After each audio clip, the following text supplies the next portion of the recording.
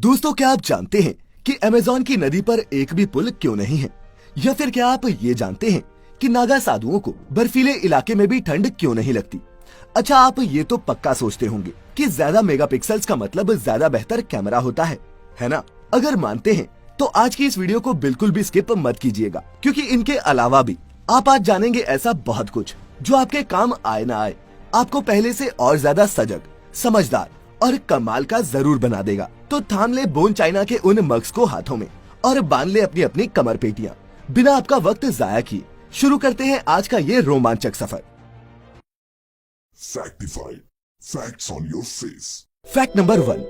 दोस्तों, अमेज़न नदी दुनिया की दूसरी सबसे बड़ी नदी तो है ही, इसके किनारे किनारे दुनिया का सबसे बड़ा रेन फॉरेस्ट अमेज़न का जंगल भी स्थित है। दुनिया की 20% ऑक्सीजन अमेज़न के इन्हीं जंगलों में बनती है और इसी कारण इन्हें लंग्स ऑफ द वर्ल्ड भी कहा जाता है। 6400 किलोमीटर लंबी अमेज़न की नदी दक्षिण अमेरिका के 5 देशों से गुजरते हुए इस कॉन्टिनेंट को मानो 2 हिस्सों में काट देती है। इस नदी के किनारे इस ग्रह की कुछ सबसे दुर्लभ वनस्पतियां और जीव जंतु बसते हैं।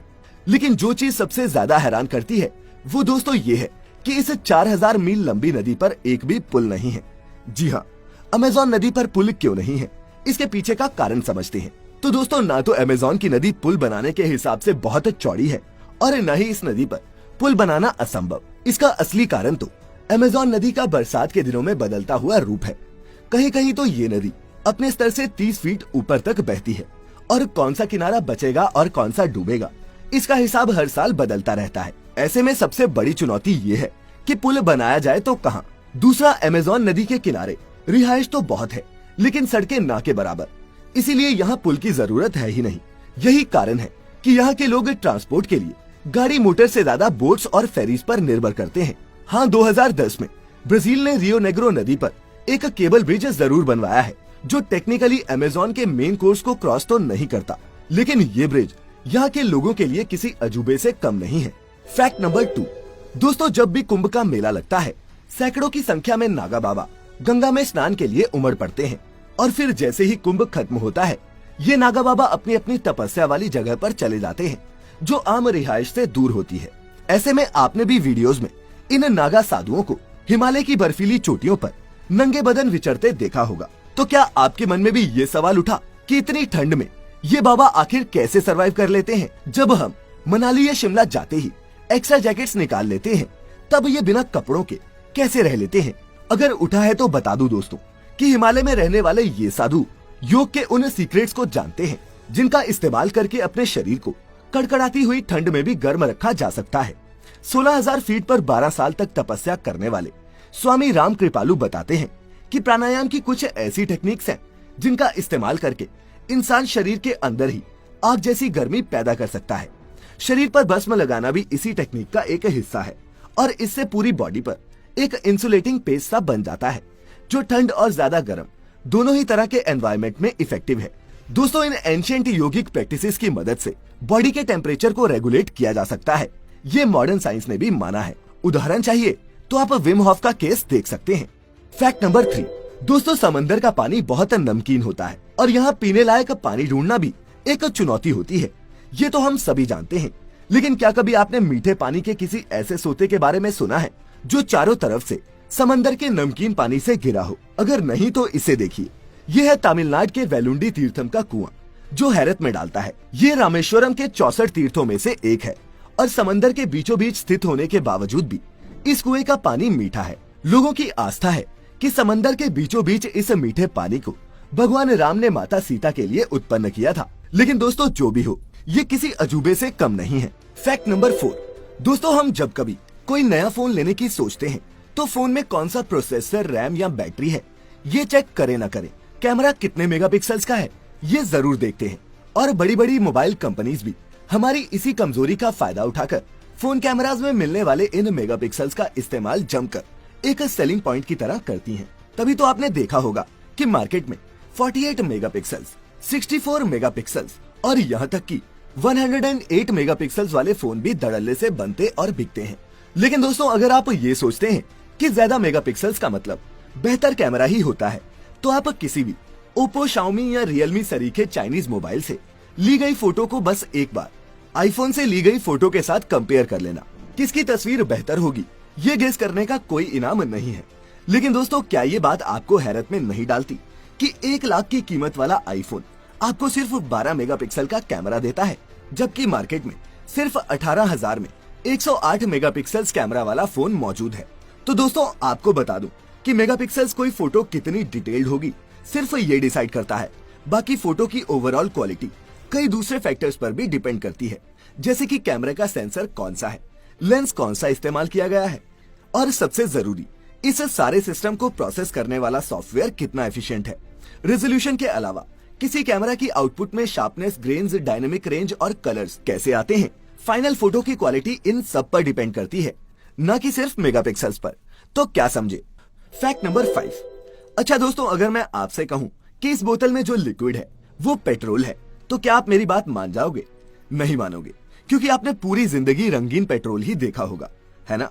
लेकिन आपको बता दूं दोस्तों कि पेट्रोल असल में ऐसा ट्रांसपेरेंट ही होता है, लेकिन डिस्टिलेशन की प्रक्रिया के दौरान इसमें रंग मिलाया जाता है, जिससे इसका जाना पहचाना रंग इसे मिलता है। अब आप पूछेंगे कि रंग मिलाने की क्या जरूरत है? तो दोस्तों, ये करते हैं पेट्रोल को पानी से अलग पहचान देने के लिए, क्योंकि ये पानी जैसा ही दिखता है और इस तरह किसी लापरवाही होने से ये बचाता है। इसके अलावा अलग अलग देशों में डाई को लेकर अलग अलग मानक हैं और इसीलिए हमें मुख्तलिफ जगहों पर पेट्रोल का रंग अलग अलग मिलता है। Fact number 6। दोस्तों, क्या आप जानते हैं कि कजाकिस्तान में एक ऐसा गांव मौजूद है जहां रहने वाले लोग चलते फिरते कभी भी कहीं भी सो जाते हैं? जी हाँ, ये वाकया बिल्कुल सच है और इस स्लीप सिकनेस की शुरुआत हुई थी मार्च 2013 में, जब कजाक के मैदानों में स्थित कलाची और क्रास्नोगोर्स्क नाम के 2 गांवों में लोग चलते चलते सड़क और पार्क में सोने लगे। और इससे भी हैरानी की बात ये थी कि घंटों घंटों नींद लेने के बाद जब ये लोग उठते तब इन्हें कुछ भी याद नहीं रहता। कई लोकल्स ने हेलुसिनेशंस की शिकायत की तो इसके कई मरीज 6-6 दिन लगातार सोते पाए गए।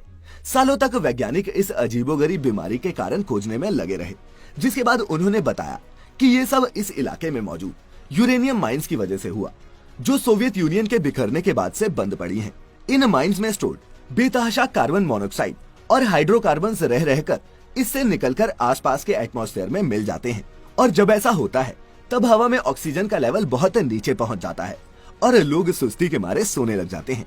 बहरहाल, अब इन दोनों ही गांव में बसने वाली 223 फैमिलीज को रिलोकेट किया जा रहा है, जिनमें से कई तो इस इलाके को छोड़ भी चुकी हैं। Fact number 7।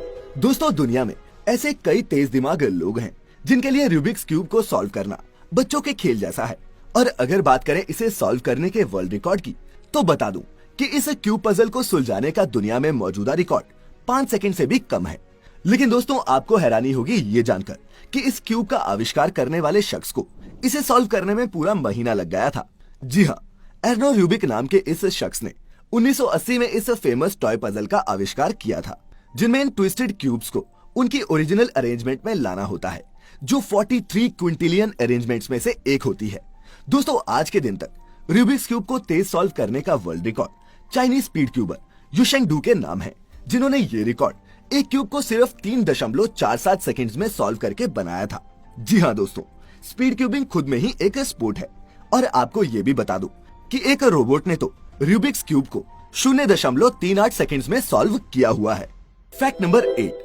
दोस्तों, आपने भी कभी न कभी गली कूचों में या फिर किसी बाजार में इन रंग बिरंगे चूजों को बिकते पक्का देखा होगा। लाल, नारंगी और नीले पीले रंगों में रंगे ये चूजे क्यूट भी बड़े लगते हैं। लेकिन क्या आप जानते हैं कि ऐसे बिकने वाले सभी चूजे नर चूजे होते हैं, मादा नहीं।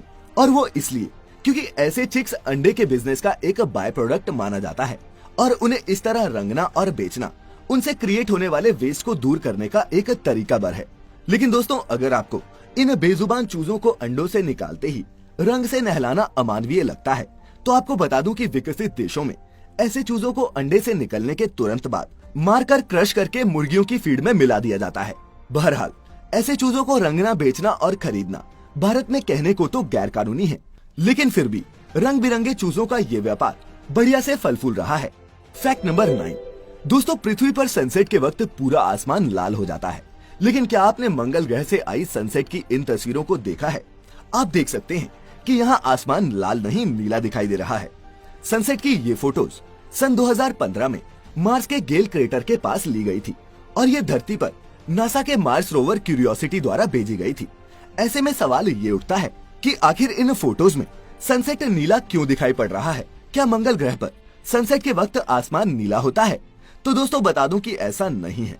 सुबह और शाम के वक्त आसमान वहाँ भी नारंगी रंग का ही होता है, लेकिन वैज्ञानिकों के मुताबिक ये फोटोज धूल भरी आंधी के दौरान ली गई थी और इन महीन धूल के कणों के चलते ही रेड और ऑरेंज जैसी लंबी वेवलेंथ वाले कलर्स एटमॉस्फेयर में स्कैटर हो गए और वो नीला ही रंग होता है जो इनसे सबसे ज्यादा इफेक्टिवली पेनिट्रेट कर पाता है।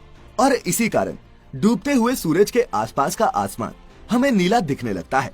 क्यूरियोसिटी द्वारा खींची गई इन तस्वीरों में भी यही हुआ। उम्मीद है कुछ न कुछ तो समझ में आया होगा। बातों ही बातों में अब वक्त हो चला है आज की इस वीडियो के आपके अपने योर ओन फैक्ट का, जो आज हमें भेजा है दामोदर नायक जी ने।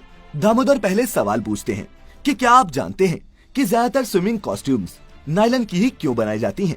फिर वो आगे बताते हैं कि इसका सबसे बड़ा कारण ये है कि नायलॉन जरा भी पानी को एब्जॉर्ब नहीं करता और इसी कारण पानी में नायलॉन पहनने वाला हैवी महसूस नहीं करता और कंफर्टेबल रहता है। वहीं अगर इसकी जगह कॉटन की कोई कॉस्ट्यूम पहनी जाए वो पानी को सोखेगी और भारी हो जाएगी। इसका दूसरा कारण है स्विमिंग पूल्स के पानी में क्लोरीन का मिला होना। दोस्तों ये देखा गया है कि क्लोरीन के संपर्क में आने पर कॉटन के कपड़े की शक्ल बदल जाती है, लेकिन वही नायलॉन में ऐसा कोई भी वेयर टेयर का इशू नहीं है और इसीलिए पूल्स में स्विमिंग के लिए ये आइडियल है। स्विम सूट्स बनाने में नायलॉन के अलावा पॉलिएस्टर, लाइक्रा और स्पेंडिक्स जैसे मटेरियल भी चलन में है। तो दोस्तों इसी के साथ खत्म होती है आज की ये क्लास।